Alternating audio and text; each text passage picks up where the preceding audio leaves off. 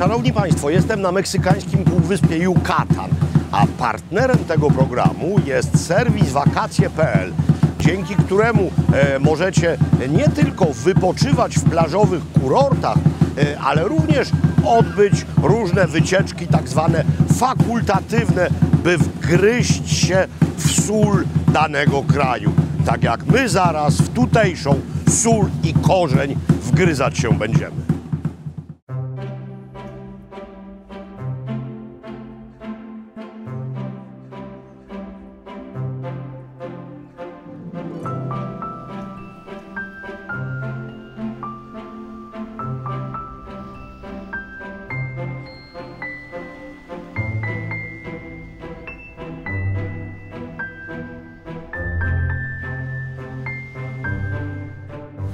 Moi drodzy, stąpam po bardzo przyjemnym piasku karaibskiego wybrzeża półwyspu Yucatan.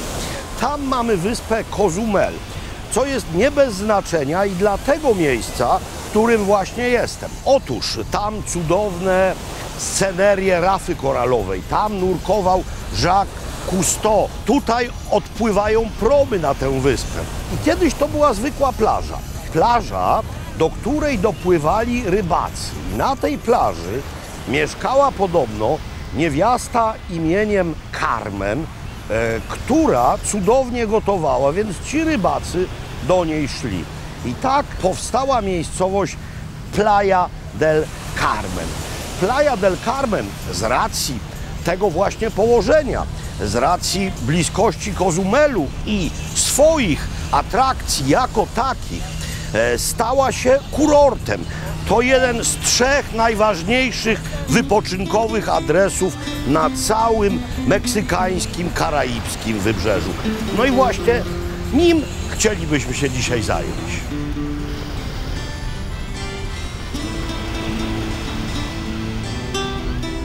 Główne wejście na miejską plażę na tym odcinku obok promu wiedzie przez tę oto konstrukcję postawioną w roku 2012. To jest Portal Majów albo też Brama Majów. Dlaczego rok 2012? Bo właśnie wówczas wedle kalendarza Majów świat miał się skończyć. Było już wiele dat końca świata, on szczęśliwie trwa, no i dlatego też możemy się jeszcze widzieć wzajem. Historia Playa del Carmen jako miasta to ostatnie maksimum 40 lat, a tak naprawdę ostatnie lat 20 sprawiło, że dzisiaj mamy to, co mamy. A co tu było wcześniej? No, mała wioska rybacka i to jest właśnie po niej pozostałość. Kapliczka z roku 1960. Były tu jakieś majańskie ruiny, użyto z nich budulca, ale piasku z plaży oraz wody. I zrobiono kapliczkę, którą warto odwiedzić z powodu przecudnego ołtarza. Ten ołtarz, nie licząc krucyfiksu, to po prostu okno z widokiem na to wszystko, co tutaj jest najpiękniejsze. Więc mamy palmy, mamy żółty piasek i mamy błękit morza. Ta cała okolica wszystko zawdzięcza tej oto scenerii. Ceremonia odgrywana codziennie na użytek turystów, ale niezwykle stara, bowiem jak twierdzą mądre książki, liczy sobie 2500 lat. Voladores de Papantla, czyli latający z wioski Papantla. Inaczej mówiąc i prościej, zaklinacze deszczu. To stara majańska ceremonia mająca właśnie deszcz przywołać. Oczywiście dzisiaj ci panowie mają inne buty i stroje się też różnią od tych, jakich używali ich majańscy przodkowie. No, kiedyś chodziło o deszcz, dzisiaj chodzi o turystów. Od deszczu dzisiaj są prognozy pogody.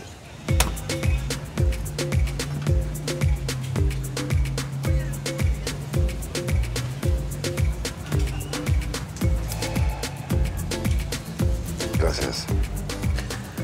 Doprawdy nie ma lepszego orzeźwienia. Niedojrzały kokos, prosto z lodówy, w środku mnóstwo płynu.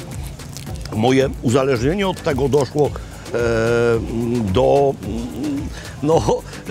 punktu krytycznego, czyli w Polsce kupuję sobie wodę kokosową w butelkach i w puszkach. Można ją kupić, tylko trzeba sprawdzać, by nie była przez człowieka sztucznie dosładzana, by nie miała żadnych dodatków. To jest po prostu najlepsze, co może nam dać przyroda. Już mówiłem w odcinkach poprzednich, że akurat kokos, jeśli chodzi o liny, przegrał z Sizalem, ale Sizal nie daje nam żadnego napoju, no tylko inna agawa, błękitna.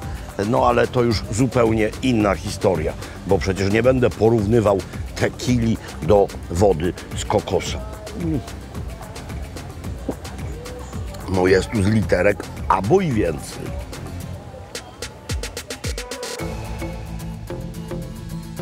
Najsłynniejszy miejscowy deptak, czyli Quinta Avenida. Pamiętajcie, że hiszpański używany w Meksyku nieco się różni od kastylijskiego z Hiszpanii. No więc tutaj Quinta Avenida, a tam byłaby Avenida Cinco. Tak czy inaczej, to są miejscowe krupówki.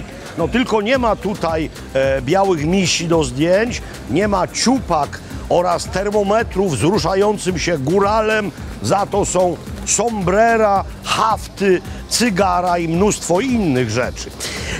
I co ważne, nie wiem jak to jest na krupówkach, bo bardzo dawno nie byłem, ale tutaj najlepiej przyjść po zmroku.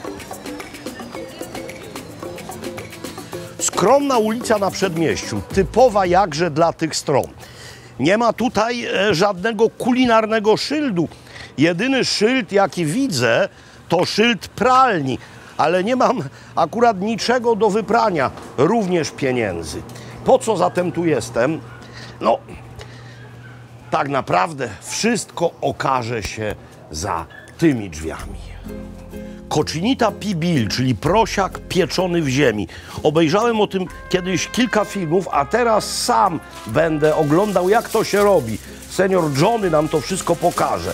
Dzisiaj używa się takich metalowych skrzyń. Pod liśćmi bananowca spoczywają zamarynowane kawałki pokrojonego prosiaka. Spójrzcie na kolor tej pasty. To jest aciote, czyli arnika, którą miesza się razem z sokiem miejscowych kwaśnych pomarańczy, solą, czosnkiem. Niektórzy dodają oregano, niektórzy dodają trochę cynamonu i to tak musi się ładnych kilka godzin marynować. Tu jest wszystko. Zobaczcie, to jest głowa przekrojona na pół. Tak właśnie, razem z uszami. Wszystkie kawałki wieprzowiny. Jest ucho, są radki. I teraz kiedyś piekło się to w ziemi. Po prostu kopało się jamy w ziemi, wykładało je liśćmi bananowca. Teraz ta metoda została zmodyfikowana. Mamy ogień, ale ten ogień nie może być otwarty. Tak naprawdę on ma wygasnąć i nagrzać te kamienne kawałki. To jest wapień. On złapie temperaturę i 15 godzin w czymś takim. Dzisiaj w metalowych skrzyniach wyłożonych liśćmi bananowca, kiedyś w dziurze w ziemi z liśćmi bananowca to się piecze. I kiedy się to upiecze, to się nie dostaje z frytkami wielkiego kawałka wieprzowiny. To się dostaje w tacos. Pan Johnny sprzedaje mięso do wielu takeryi. Można też tutaj sobie u niego to kupić, to będzie gotowe na jutro. Bez cochinity pibil w ogóle nie ma mowy o jukatańskiej kuchni.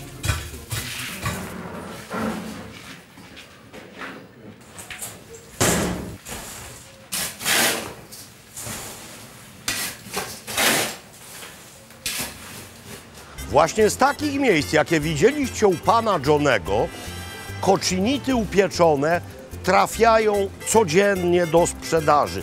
do sprzedaży gastronomicznej. To znaczy, można sobie taki kawałek upieczonej wieprzowiny kupić do domu, ale kupują to restauracje różne, bardzo eleganckie, ale też zwykłe takerie. Zobaczcie, tutaj właśnie w takim blaszanym pudle to mięso już porwane na strzępy czeka na klientów. Czeka na mnie.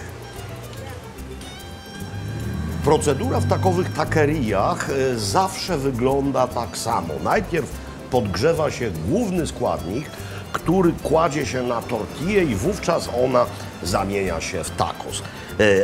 W taco, jeśli zjemy jedno, ale przecież z reguły zjemy więcej. Jak wiecie, w tym wypadku chodzi, jakie gorące, w tym wypadku chodzi o cochinitę.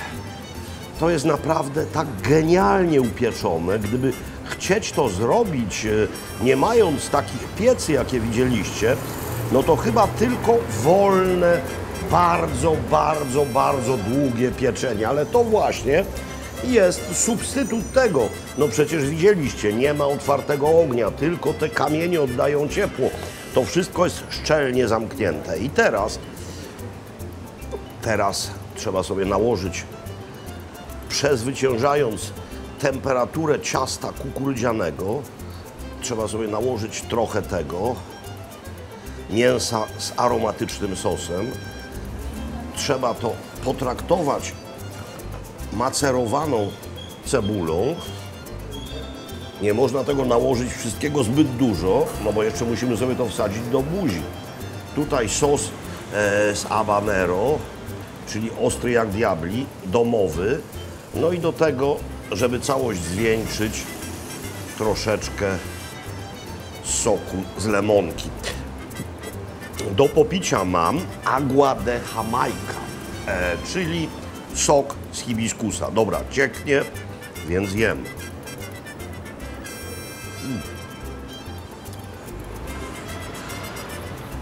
To jest naprawdę orgiastycznie wręcz dobre. Oglądałem, nie wiem, rok temu na Netflixie, zdaje się, taką serię o meksykańskim jedzeniu Kroniki Taco. I tam cały jeden odcinek jest poświęcony właśnie cochinicie pibil. Tak to oglądałem i myślałem sobie, czy ja kiedyś trafię w to miejsce, by tego cuda spróbować. No i jestem i powiadam wam, że jeśli jesteście amatorami wieprzowiny, to jest jeden z największych wieprzowych delikatesów na świecie. Todo el mundo.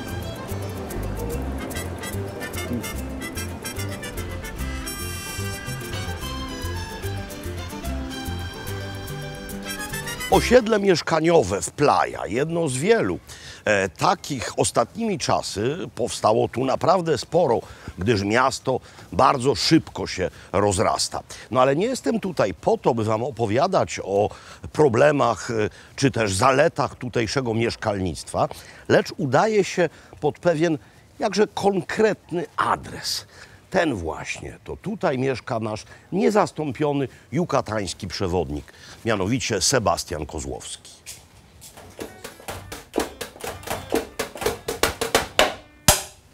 Wtargnęliśmy do Królestwa Sebastiana. Mój drogi, powiem ci szczerze, że tak naprawdę znam tylko jedną osobę, która wie tyle samo o Meksyku co ty i mówi o nim z równą pasją. To jest mianowicie pani Susana Osorio-Mrożek, którą miałem przyjemność poznać. Skąd się ta miłość wzięła? Bo miłość zawsze ma jakiś swój początek. I to też miała swój początek. Tak naprawdę to Majowie używają takiego słowa łayak, czyli marzenie, sen. I trzeba po prostu wyciągnąć rękę. Trafiło się odpowiednie miejsce, trafił się odpowiedni moment, chyba najlepszy w życiu, żeby coś zmienić i zrealizować marzenie. I tak się tutaj po prostu znaleźliśmy. Ile lat w Meksyku? 13 lat. 14 lat temu pierwszy raz tu przyjechaliśmy, 13 lat mieszkamy. I oprowadzasz po tym kraju, nie tylko po Yucatanie, choć tu mieszkasz, ale po całym Meksyku i nie tylko, bo też Honduras, Belize i w ogóle Ameryka Środkowa jeszcze, Kuba, Karaiby. oprowadzasz głównie Polaków. Powiedz mi w sprawie tutejszej, że zadam pytanie. No, Polacy przyjeżdżają tutaj głównie do resortów tak zwanych, Tak. No i mają tam formułę najczęściej all inclusive, ale czy to znaczy, że oni tylko tam siedzą, czy też wycieczki tak zwane fakultatywne, no takowe wakacje.pl też oferuje, odbywają. Czy ty właśnie w ten sposób też działasz? Tak, my właściwie jesteśmy uzupełnieniem, ponieważ my nie sprzedajemy hoteli, nie robimy tego. My jesteśmy uzupełnieniem takich pobytów tutaj na wakacjach all inclusive. Niektórzy jadą, bo naprawdę chcą poznać część historii kraju, który odwiedzają, chcą poznać jego kuchnię, dowiedzieć się czegoś. Niektórzy jadą, żeby ładne zdjęcie zrobić na Instagrama albo film na TikToka. Wiadomo, że różni są ludzie i trzeba różne ludzkie potrzeby zaspokajać. Dokładnie. A propos moich potrzeb, to mam ogromną potrzebę, wiesz, ja nie siedziałem za perkusją nie wiadomo ile, ale jednak to nie jest ta potrzeba. Mam inną prośbę. Czy byłbyś tak dobry i udostępnił nam na 2 godzinki, góra, swoją kuchnię? Obiecuję, że solennie posprzątamy. Dobrze, udostępnię, ale pod warunkiem, że będę mógł spróbować, co ugotujesz. No i jasna sprawa, twoja żona przyjdzie niedługo, zdaje się, też będzie mogła być na kolacji. Mam nadzieję. Dobra, Dziękujemy za a to zaproszenie. co gramy teraz? Co gramy teraz? Jeszcze chwilę tu zostanie. Może Black Sabbath, Ale które? to może Iron Man. No ale to ty zaczynasz, bo tam perkusja wchodzi później. To później tego przećwiczę. później. Iron Man. Du, du, du, du, du, du, du, du, du, du, du, du, du, du, du, du, du. Jezu, ale bym se pograł. Piękna kuchnia, czuje się w niej miłość do tej ziemi. No, gdzie można napić się piwa z czachy? No, tylko w Meksyku. To jest przecudne, ręcznie robione miejscowe szkło, ale ważniejsze niż piwo jest jedzenie. Rajas poblanas, czyli bardzo prosta, bardzo łatwa do zaadaptowania potrawa. To jest odmiana chili, nie ostrej. Ostre mogą być lekko pestki, zwana poblano. Możecie to w Polsce zastąpić taką zieloną, pękatą papryką, chociaż widziałem już takowe i u nas. I co trzeba najpierw zrobić? Trzeba najpierw to opalić. No, żeby to opalić, to trzeba mieć gaz. Ale nie wszędzie jest gaz. Albo mówiąc inaczej, w większości polskich domów gazu nie ma. Więc jak to zrobić, korzystając z płyty indukcyjnej? Można to wsadzić do piekarnika, ale można równie dobrze położyć to na suchej patelni i po prostu nagrzać. Można też wsadzić to na chwilę do wrzątku i obrać potem skórkę, tak jak od pomidorów, tylko wtedy nie będzie tego posmaczku, który wynika właśnie z przypalenia. Spójrzcie, są idealne, moim skromnym zdaniem, chociaż jeszcze to sprawdzę, tak, właśnie mają być takie popękane i miękkie. Co teraz trzeba zrobić? Teraz, jak zawsze, w wypadku papryki, którą trzeba obrać ze skórki, należy wsadzić ją do jakiegoś worka, żeby odwilgła. Wtedy będzie łatwiej schodzić skórka. Czyli wkładamy gorącą do worka. Do worka oczywiście, jeśli jest plastikowy, takiego, który jest przeznaczony do kontaktu z żywnością. Chyba wlezą 4, gdyż one się puszczają sok. Ale to dobrze, odwilgną pięknie. I jeszcze jedna. Zamykam. Tam w środku również para. I ten proces kilkuminutowy sprawi, że będzie można je obrać. Mogę w zasadzie rozpocząć kolejne aktywności kuchenne. Nie włączyłem wody. Pamiętajcie, żeby nie puszczać zimnej wody na gorącą patelnię. Ona wtedy się psuje. Czy to jest ten palnik? Chyba tak. I teraz tutaj głęboka patelnia. Na patelni rozpuszczam masło. W tej potrawie używane jest zawsze masło, nie żaden inny tłuszcz. I teraz na tym maśle będę najpierw dusił pokrojoną w takie oto plasterki cebulę. Cebuli mam nieco za dużo, ale zawsze lepiej jest mieć za dużo niż za mało. Powiedzmy, że trochę więcej niż połowa się tutaj znajdzie. Nie wolno dopuścić do jej przypalenia. Ona ma się na tym maśle po prostu dusić. I teraz jak najszybciej siekam 2, 3, 4, to od Was zależy, ząbki czosnku, które tutaj zaraz do tej cebuli trafią.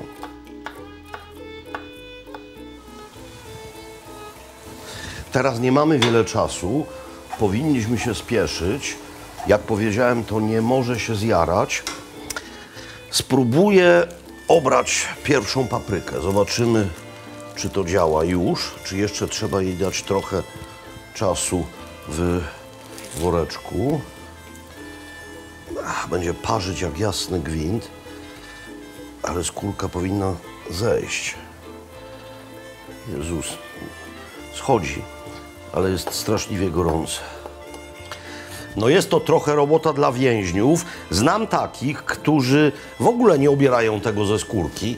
No niby też może być, ale w oryginalnym przepisie powinno być obrane. Teraz naprawdę bystro pozbywam się śmieci. No dobra, nie musicie oglądać meksykańskich śmieci. One wyglądają dokładnie tak samo jak polskie śmieci. Chodzi mi tylko o to, żebym miał w miarę czystą deskę. Powiedziałem w miarę, gdyż tutaj w tych pestkach może być lekka pikantność. Tak jak ta papryka, którą się, mała, zielona, którą się wrzuca, pimiento de padron, którą się wrzuca na głęboki olej. Ona jest 100 sztuk są łagodne, a jedna potrafi być ostra. I tu jest dokładnie tak samo. Deska czyściutka. I to się nie zrumieniło. Co teraz robimy? Teraz robimy rzecz następującą. Dodajemy do tego kurczaka. To jest filet z kurczaka pokrojony w paski, takie jak na fajitas.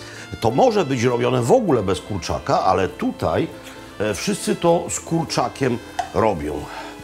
Więc tego kurczaka, no też jest go trochę za dużo, moim skromnym zdaniem, powiedzmy tyle.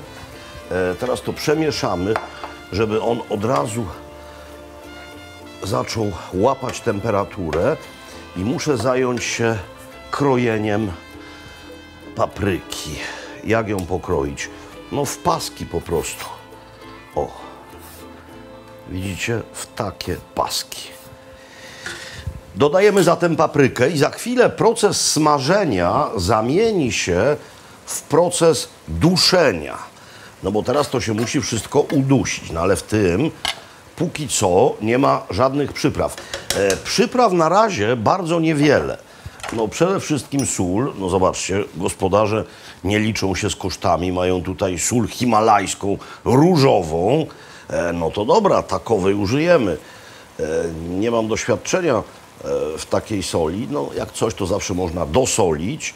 Nie no, mam też różową, jest też czarna sól wędzona, wikingowie takowej używali kiedyś. W ogóle soli jest dużo.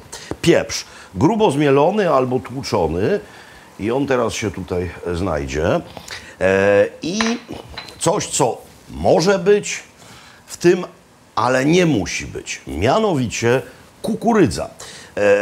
To jest zwykła, słodka kukurydza, no miejscowa, bo każda kukurydza jest w pewnym sensie miejscowa, gdyż kukurydza stąd pochodzi.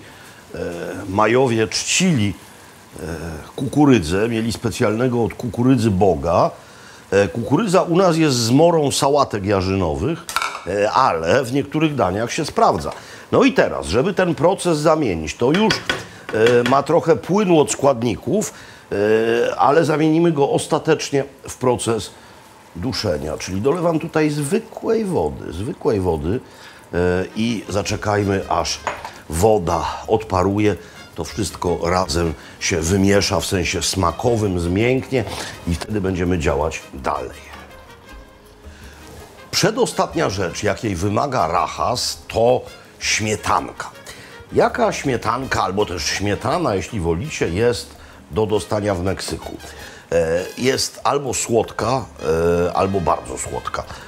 Ta nazywa się tutaj kwaśna, ale jest ona no po prostu mniej słodka. Tu nie ma tych bakterii, które są w stanie ukwasić śmietanę tak jak u nas. No więc wlewamy tę najmniej miejscową słodką śmietankę. Trzeba to wymieszać i to się chwilę powinno pogotować. No nastąpi proces zagęszczania całości. Ona ma dość sporo tłuszczu, więc to się nie zważy. Kukurydza. No w zasadzie, jeśli używam kukurydzy z puszki, to mogłem dodać jej w ostatniej chwili, ale spróbowałem jej wcześniej i teraz też to zrobię. Ona jest trochę inna niż u nas. Po pierwsze jest mniej słodka, po drugie jest nieco twardsza, po trzecie ma więcej kukurydzianego smaku. Więc idealnie, że ona tam się chwilę razem z tym wszystkim gotowała. Dzięki temu odda swój kukurydziany smak całości. To nie jest potrawa pikantna. Jeśli ktoś bardzo lubi pikantny smak, można to oczywiście doostrzyć. Można tutaj dodać, nie wiem, habanero na przykład, ale w oryginalnym przepisie tego nie ma. Zobaczcie, gęstnieje i to już prawie wszystko. Na sam koniec musimy dodać tutaj ser. Jaki ser? No, to jest ser miejscowy w typie queso manchego. No, jest on na naszych półkach sklepowych również hiszpański, najczęściej z owczego mleka. Tutaj nie wiem z jakiego, pewnie nie z owczego, ale nie ma to żadnego znaczenia. Chodzi o intensywność smaku. Przykrywamy, zostawiamy chwilę. On się pod wpływem temperatury roztopi. No i prośba, której nie mogę nie spełnić.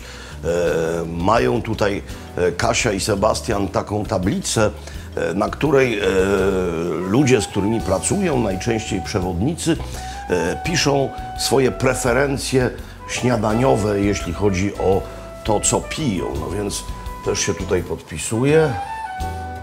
Wiecie, jak mam na imię? Mianowicie Robert. Dobra, i niestety muszę pod spodem.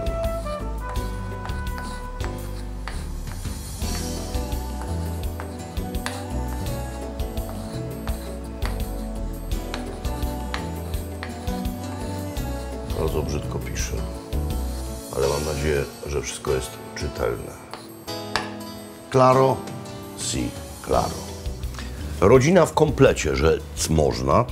Ja zrobiłem to trochę w takiej konsystencji odpowiedniej bardziej do ryżu, no ale mamy tacos. Mam nadzieję, że sobie poradzimy. Gotujesz to bardzo często. Tak, często gotuję, bo to jest dość szybkie danie do przygotowania, więc jak jesteśmy głodni i chcemy meksykańskiego jedzenia, no to Jest to szybkie i niezwykle dietetyczne bardzo. danie. Tak, ja kiedyś byłam bardzo chuda, teraz już niestety nie A jest. po tym właśnie? Po różnych daniach Ale ile razy trzeba tygodniowo to jeść, żeby być jeszcze bardziej chudym? Z 3? Z 3. No tak, masło, śmietana, słodka, cebula, mięso. Można też zrobić bez kurczaka. Tak, bez. Słuchajcie, nakładajcie, bardzo was proszę. Kasia jest też przewodniczką. Tak, Ale ty w ogóle jesteś po kulturoznawstwie, prawda? Tak, ja na Uniwersytecie Wrocławskim kończyłam kulturoznawstwo. Także opowiadam ludziom o takich trochę makabrycznych zwyczajach Meksyku, bo ja lubię bardzo makabrę. Czyli mówisz właśnie o tym, będziesz mówił o tym daniu, które zrobiłem. No tutaj nie ma krwi, nie ma czekolady. Mogę ci odciąć tu? Jasne. O, dzięki wielkie. Sam spróbuję. Ale ta makabra meksykańska... Muy rico. Dobra? Bardzo dobre. Muy rico, muy rico. Ta makabra meksykańska jest oswajana przez ludzi tu mieszkających. No tak, oni są chowani w kulturze śmierci, a my jesteśmy w kulturze życia i stąd to wynika. No tak, ale ja pamiętam z mojego dzieciństwa, nie mam lat 15, że na wsi, nie jestem ze wsi, ale moi rodzice mieli dom letni na wsi. Pamiętam, że tam jak ktoś umierał, to ten ktoś był trzymany na marach przez parę dni, leżał, wszyscy przychodzili się z nim żegnać. Kiedyś również w naszej kulturze ludowej ta kultura śmierci była obecna, tylko myśmy, no nie wiem, przez ten pęd życia, styl, naśladowanie, nie wiem, Kalifornii, że wszyscy muszą być młodzi, chodzić do siłowni i tak dalej, wyparliśmy to w ogóle, co jest przecież immanentnym fragmentem życia. I to jest ta różnica właśnie między często Polakami, a Europejczykami nawet, a Meksykanami, że my żyjemy tak, jakbyśmy nie mieli umrzeć nigdy. Oszczędzamy, żyjemy ciągle przyszłością, a Meksykanie żyją tak, jakby mieli umrzeć jutro. Po prostu korzystają z tego życia, jedząc często bardzo takie nieco tłuste rzeczy, ale za to smaczne. O przyjemności w życiu chodzi. No tak, i a propos przyjemności, no nie a propos memento mori, mam nadzieję, czy ja mogę jeszcze Sebastiana dzisiaj wieczorem wyrwać przewodniczo w jedno miejsce? No, Czy on powie w które? On powie w które, to od niego zależy, ale możesz brać. Za drobną ty masz opłatą. od świtu grupę jutro. Tak, ja od nocy mam. No właśnie, a on jeszcze nie, no więc On się obija. jak się obija, z nami cały czas jeździ. Zwróciłabym się do niego, jak mi podpowiadałeś po cichu, ale nie mogę na wideo. Nie, lepiej nie. To była naprawdę ogromna przyjemność Dla nas móc również. być u was, zobaczyć jak żyjecie. Ja myślę, że to będzie też wszystkich interesowało, dlatego że często się zastanawiamy, a jak to tam ludzie żyją, którzy nie są stamtąd. No to teraz widzicie, jak żyją. Jedzą bardzo dietetyczne rzeczy. Powoli. Powoli, nie spieszą się. Dziękuję wam raz jeszcze. Dziękujemy My również również za dziękujemy. wizytę. Smacznego. Smacznego. Salut. Salut.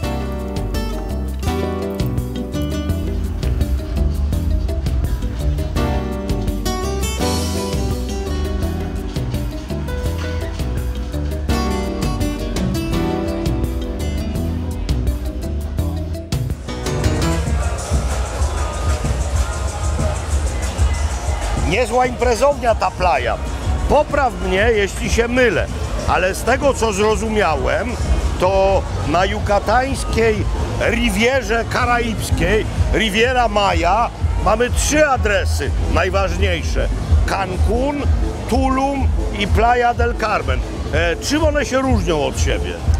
Tak naprawdę, jeśli chodzi o takie imprezowanie nocne, zdecydowanie największe jest Cancún. Najwięcej kasyn, luksusowych dyskotek. Tulum to z kolei bardzo kameralne dyskoteki i muzyka klubowa. Hipisowskie miejsce trochę. Dokładnie, wręcz hipisowskie. A tutaj jest tak troszkę po środku, ani duże, ani małe Playa del Carmen, troszkę Karaibów i troszkę luksusowych dyskotek. Czekaj, to znaczy, że w Cancún jest więcej imprezowni niż tutaj? Tak, zdecydowanie. Ale one w Cancún są może bardziej dla milionerów, a tutaj bardziej młodzieżowe.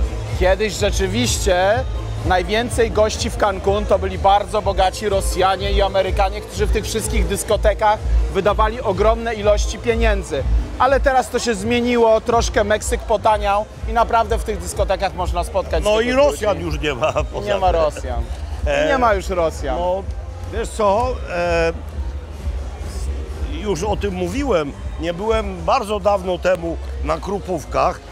Tam zdaje się poza knajpami już nie wolno w ogóle alko sprzedawać. Tutaj chyba wszędzie wolno, ale nie widzę tutaj tłumów słaniających się ludzi. Może jeszcze za wcześnie. Na pewno jeszcze jest troszkę za wcześnie.